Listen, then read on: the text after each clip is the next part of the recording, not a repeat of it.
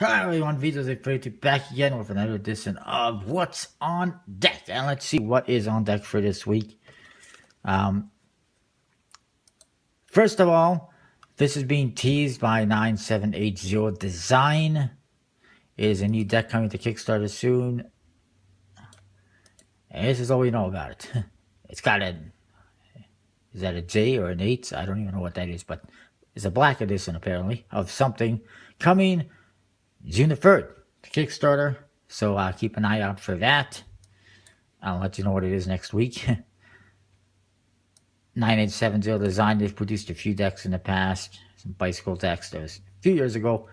More recently, they did try a bicycle classic deck on Kickstarter like a year ago, but it didn't happen.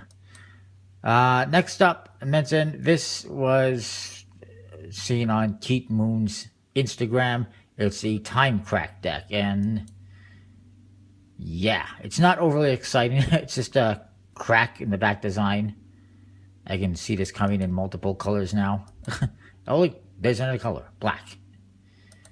I don't think I'm interested in that one. It's interesting, but I'm not sure I'm interested. As somebody commented there, it's pretty lazy.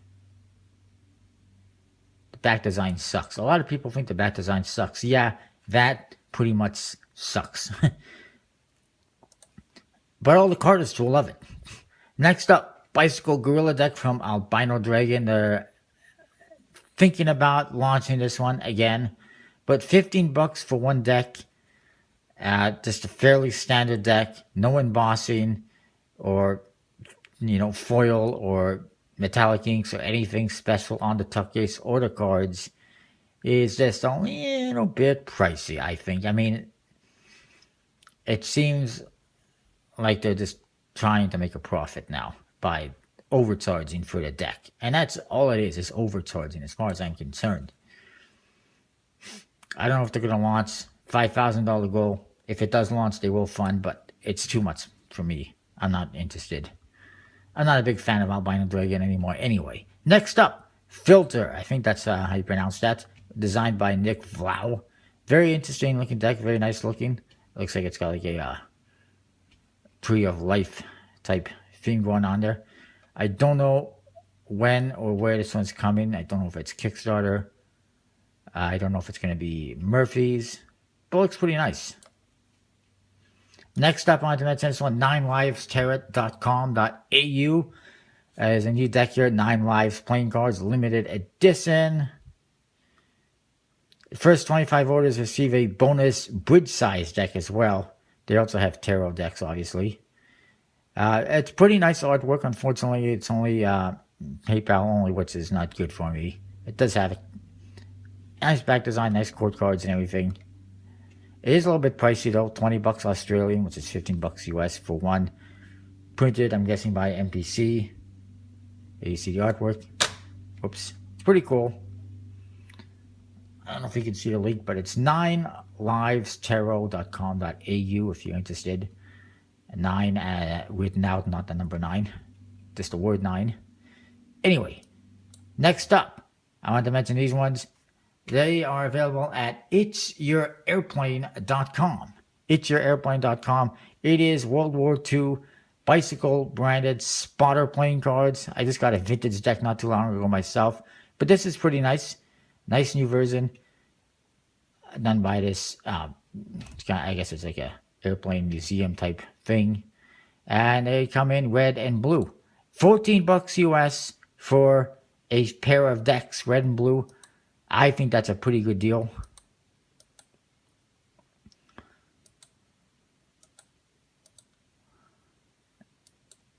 Vintage looking. That's not what I want to see. Here's the back design. Similar but different to the originals. I think it's a good price. I think they have them on eBay, $8 each. It's even cheaper to get both. So why not? But shipping's a little bit pricey. I don't know. I mean, it was $15 for me. But heck, that's cheaper than one deck shipped from Penguin Magic, which cost me like $16.50 or whatever it was. Anyways, it's pretty cool. Speaking of Penguin Magic, they have a new deck as well called the Westminster, inspired by the Westminster Abbey. It's $7.95 each, as you can see. Limited edition, it says. It has metallic inks on the backs at the very least, which are here. Very cool. As you can see, the back design is inspired by the Westminster Abbey. The Jokers have a reveal. Oops, there's the Ace of Spades. There's the reveal.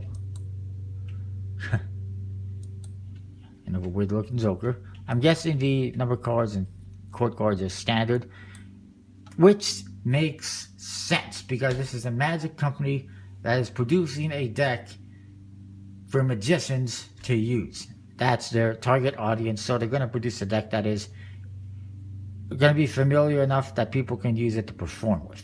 It's traditionally cut for easy shuffling. That's good. Apparently there's a duplicate card and a gaff card as well. The Jokers are gargoyles. Back design has green metallic inks, and they're designed by Phil Smith. And it says limited first edition, so that kind of hints or implies second edition, third edition. Anyway, speaking of another deck to tell you about is a new one from Illusionist, the Roadhouse. And that's way too much ink. It's, again, $7.95 each. Let's have a look at some of the pictures here if we can.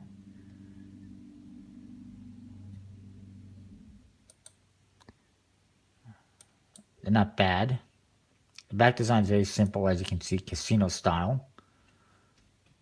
Obviously made for, like, you know, handling and card cheating with no borders. There's the Ace of Spades. Also kind of designed vintage style. There's your back design. The tuck case is also vintage looking. It's very vintage inspired.